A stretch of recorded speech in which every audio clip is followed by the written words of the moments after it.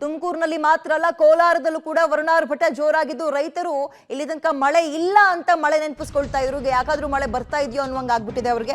ರಾತ್ರಿ ಸುರಿದಂತಹ ಮಳೆಗೆ ಬೆಳೆದಂತಹ ಬೆಳೆಗಳೆಲ್ಲವೂ ಕೂಡ ನೀರ್ಪಾಲು. ಮಲ್ಲಸಂದ್ರ ಗ್ರಾಮದಲ್ಲಿ ರೈತರ ಬೆಳೆಗಳೆಲ್ಲವೂ ಕೂಡ ನೆಲಕಚ್ಚಿ ಹೋಗಿದೆ. ಮಳೆ ನೀರಿನಲ್ಲಿ ಪಾಪ ಈ ತರಕಾರಿ ಬೆಳೆಗಳನ್ನು ಹಾಕೊಂಡಿದ್ರು, ಬೀನ್ಸು, ಸೌತೆಕಾಯಿ ಎಲ್ಲವೂ ಕೂಡ ತೇಲ್ಕೊಂಡು ಕೊಚ್ಕೊಂಡು ಹೋಗಿದೆ. ಲಕ್ಷಾಂತರ ರೂಪಾಯಿ ನಷ್ಟ ಆಗಿದೆ. ಪರಿಹಾರಕ್ಕೆ ರೈತರು ಈಗ ಆಗ್ರಹಿಸ್ತಾ ಇದ್ದಾರೆ, ಕೇಳ್ತಾ ಇದ್ದಾರೆ. ಇನ್ನೇನ್ ಮಾಡ್ತಾರೆ? ಮಳೆ ಇರಲಿಲ್ಲ ಇಲ್ಲಿ ತನಕ ಭಾಗದಲ್ಲಿ. ಹಾಗೂ ಹೀಗೂ ಬೋರ್ವೆಲ್ ನೀರಂತೂ ಅಲ್ಪ ಸ್ವಲ್ಪ ಸಿಗ್ತಾ ಇತ್ತೇನೋ, ಈ ಟ್ಯಾಂಕರ್ ನೀರನ್ನ ಹೊಡ್ಸಿ ಬೆಳೆಯನ್ನ ಬೆಳೆಯೋ ಪ್ರಯತ್ನಗಳ ಮಾಡ್ತಾ ಇದ್ರು. ಬಟ್ ಮಳೆ ಎಲ್ಲದಕ್ಕೂ ತಣ್ಣೀರ್ ಎರಚಿದೆ.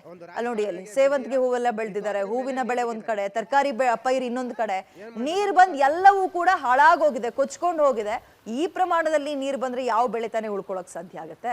ದೊಡ್ಡ ದೊಡ್ಡ ಮರಗಳೇ ಬಿದ್ದು ಹೋಗುತ್ತವೆ ಅಂದಾಗ ಚಿಕ್ಕ ಪುಟ್ಟ ಬೆಳೆ ಪೈರುಗಳ ಕತೆ ಏನಾಗ್ಬೇಡ. ಪಾಪ ರೈತರು ಈಗ ತಲೆ ಮೇಲೆ ಕೈ ಹೊತ್ಕೊಂಡು ಕೂತ್ಕೊಳ್ಳೋ ಪರಿಸ್ಥಿತಿ ಇದೆ. ಇಲ್ಲಿ ತನಕ ಮಳೆ ಬಂದಿಲ್ಲ ಅಂತ ಆಕಾಶ ನೋಡ್ತಾ ಇದ್ರು. ಈಗ ಯಾಕಾದ್ರೂ ಮಳೆ ಈ ರೀತಿಯಾಗಿ ನಮ್ ಜೀವ ಹಿಡ್ತಾ ಇದೆಯೋ ಅನ್ನೋ ಆಗ್ಬಿಟ್ಟಿದೆ ಅವರಿಗೆ. ನೀರು ನಮ್ಮ ತೋಟಗಳ ಕಡೆ ಬರ್ತಿದೆ.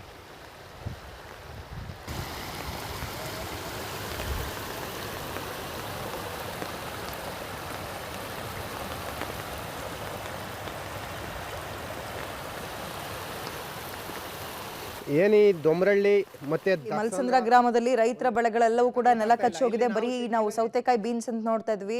ಅಲ್ಲಿನ ಸೇವಂತಿಗೆ ಹೂವು ಆಗಿರ್ಬೋದು, ಮತ್ತೆ ಬೇರೆ ಬೇರೆ ಪೈರನ್ನ ಬೆಳೆದಿದ್ದಾರೆ.